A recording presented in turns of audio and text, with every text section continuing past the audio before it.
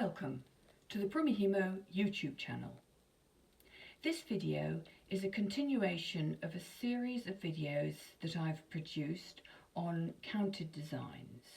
So these are Kumihimo beaded braids on the round disc with slightly more complex patterns, so that you need to thread on the beads in a very specific order to achieve the pattern.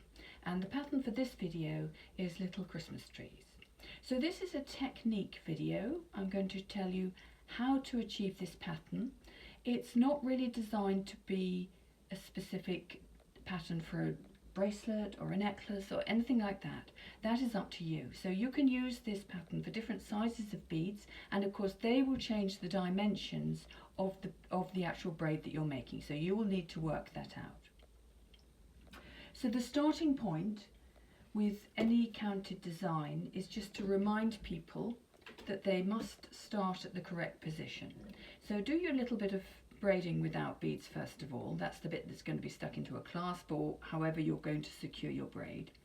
And then make sure you get your disc into this position before you load the beads, and then when you've loaded the beads you start adding them in straight away.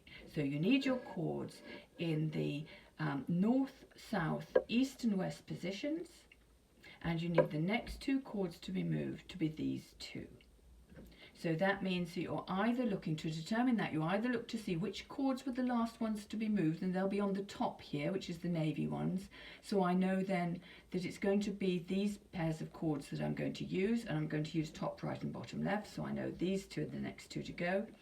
Or I'm looking for the shape of the cords, and the very next cords to be used are the ones that form a V shape. So again, we're looking at the grey there with that V shape, as opposed to a more rounded shape there, the U shape of the navy cords. Or if it is your habit to stop when if you've just started the next move, if you're a top down person, you're going to have three cords at the bottom. So this is where you need your disc to be, and then you return that cord to its slot so that you're in the same position. If you're a bottom up person first, your disc will look like that, and then when you load on your beads, make sure that your cord has been returned to the starting position. So this is the threading chart. There we go. And what I've done is to simplify these designs, I've broken them down into 4 row repeats. So what you're looking at here is a chart showing the slots on the disc going across the top, starting with slot number 1, which is between the numbers 32 and 1, or you might have a disc where you've got the 1 underneath, it depends, but this is your starting slot, working round the disc, and this is your last slot. Down the side you've got the numbers of the repeat, so this is a 4 row repeat, and then you've got the letters denoting the beads. So you've got A for your background colour, which in this case is the black. You've got B for the tree colour, green, and C for the pot, which is red. So the way you do this is really simple. Decide which beads are which, and as I've said, I've got black is A, green is B, red is C.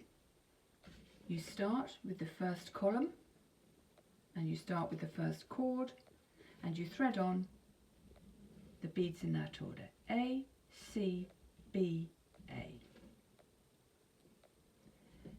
So A, whoops, it's always better to thread on a mat, of course, but by doing it this way I can show you more clearly what I'm doing. So that was A, C, B, A. So that's 1 row, and I just keep repeating that as many times as I need to. So let's do that again. A, B, C, A. The number of repeats you need will depend on the size of bead you're using. Just to give you a very rough idea, if you want to make a bracelet, a medium-sized bracelet, you probably want about 10 repeats. For a small, 9. For a large, 11 or 12 repeats. but it really depends on the beads you're using and the condition of your disc and your braiding tension. So that is just a rough approximation. And all you need to do is load up every chord like that. So the next chord is going to be this one, and that will be A, B, A, and I just keep repeating that as many times as I need to. When you've finished, just double check, you know, because this type of braiding relies on accuracy. So one bead out of place will throw your pattern out of place. So just double check them when you get to the end. So here, what have I got? A, C, B, A, C, B, A, etc. So that is how you make the braid. And you can take a screenshot of this chart to help you right now. Straighten it up a bit, there we go. Or you can go to my website, which is prumihimo.com, and you will find the charts there. And once you've had a go at this, I'm sure you'll see lots of uses for it. Bracelets, necklaces, key fobs, little Christmas napkin rings, Christmas decorations. You can do all sorts of things with it.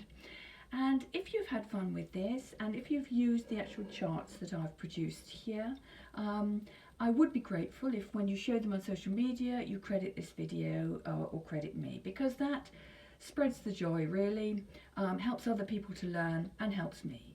And so don't forget to subscribe to the channel if you'd like to be notified of further counted designs or any other videos that I have, because I've got lots of new ideas and I like to keep them coming. So thank you very, very much for joining me for this video, and I look forward to your company on a future one.